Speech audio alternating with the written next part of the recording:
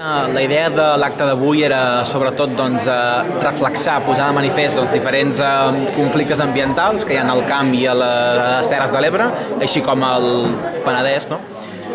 Veure quina és la resposta que s'hi està donant en aquests conflictes, ja sigui des d'una visió estrictament de la CUP, com ha estat el cas de la Aida Garcia, que ha vingut a parlar de la seva experiència des de l'àmbit local, en el cas de Baix, no? Quina resposta hem pogut donar en aquests problemes ambientals més aviat locals, no?